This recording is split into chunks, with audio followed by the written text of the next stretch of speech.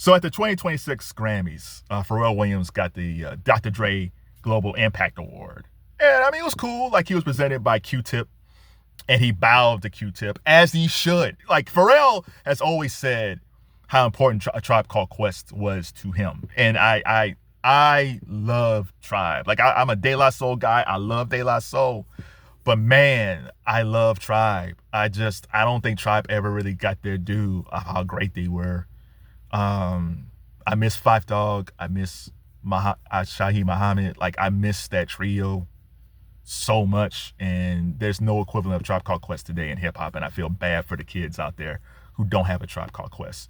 So yeah, so it's cool that Q-Tip gave Pharrell that award. But it's interesting. So while I was scrolling on X during that point, because I was posting about the Grammys, there were people saying like, hey, is Pharrell gonna thank Chad Hugo, his partner from the Neptunes? Now, Chad has sued Pharrell twice. Like, Pharrell tried to trademark the Neptunes name without Chad, and now Chad is suing Pharrell for unpaid royalties for their work together with the Neptunes and N.E.R.D. So Pharrell was like saying all of this stuff about the world and all this stuff, and how much he loves creativity, but he never thanked Chad Hugo or Shay Haley. Shay Haley was part of N.E.R.D. But most importantly, he never thanked Chad. And I just sat there saying, like, dude, you wouldn't get this Global Impact Award if you weren't part of the Neptunes. If you didn't have Chad Hugo as a partner. Now, I get it. Like, Pharrell has done a lot of things separate from Chad since then. Ever since, like, from Happy On, probably Blurred Lines too, but from Happy On, Pharrell's been on his own. Like, he did the stuff with Daft Punk, Happy. Like, I totally understand. He's like the whoever creative the director or designer for Louis Vuitton. So he's doing a lot of stuff. But I'm alarmed that people are treating him like he's this lone genius. They're treating him like he's Quincy Jones. And even Quincy Jones would thank his collaborators. So if he would never get the Grammy for Producer of the Year for Thriller and not thank Michael Jackson. Like, this is like Timbaland getting an award and not thanking Missy Elliott. Like, it doesn't make any sense. And now I think Pharrell, he got knighted by Macron in France. It was like, knighted? What did he do? Because he just got to Louis Vuitton like in 2023. And I get it. Like, Pharrell's living over there now, and he's ingratiating himself with high society in France. So, I mean, from a PR standpoint, I kind of understand why Macron did it. But Andre Leon Talley, the great black fashion writer, he's deceased now. He didn't get knighted by France until 2020. And he was writing about women's fashion and all that stuff in the 70s. And he could speak French. Like, it took almost like Andre Leon Talley, like almost 50 years to get his knighthood, and Pharrell got his in like, what, 3 years? It makes no sense. But I don't know what type of ego you have. I get it. Chad is suing you over Neptune stuff and N.E.R.D. stuff. I get it. But to stand there and not say, I want to give thanks to my former partner, Chad Hugo, because I wouldn't even be here if I didn't have Chad by my side. I miss you. I love you, my brother. Even if it's all BS. Macron wouldn't have known about him. Nobody would have known him if it wasn't for the beginnings of him and Chad in Virginia as the Neptunes. And it's funny because people were saying, like, because Pharrell was saying that he was 52 years old, and people was like, 52? It's like, yeah. I think it's hard for people to understand. Like, Chad, man. So this is a real quick story. Teddy Riley was in New York doing New Jack Swing, and he moved to Virginia.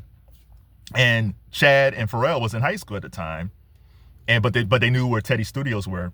And sooner or later, they was part of Teddy's camp, and they worked on I think the Rump Shaker remix. The Rump Shaker remix they worked on, and in SWV right here. That S, the W, the U, the V. I mean, that's Pharrell, but it was like Chad and Pharrell.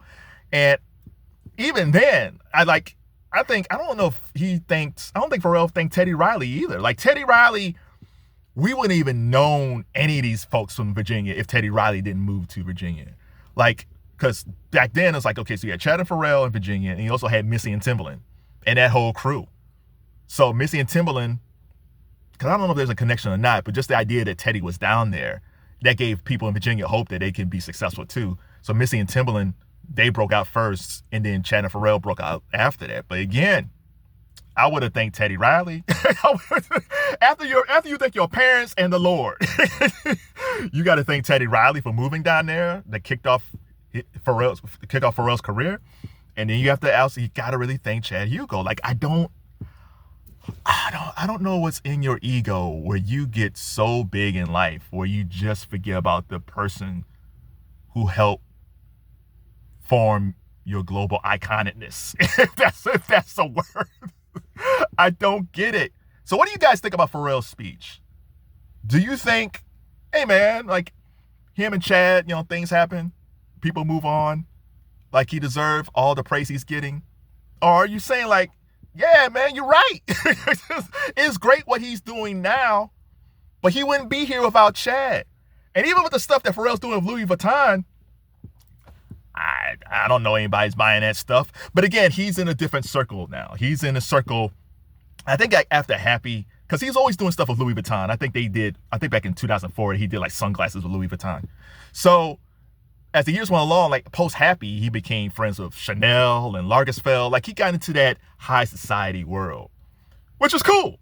Like you should evolve. Like I got no problem you evolving and Louis Vuitton and Macron, all that stuff. And again, he's still embracing, like he talked about Pusha T. He talked about Pusha in the speech, which is fantastic. So he still got his Virginia side, which is fantastic with him and Pusha in the Clipse.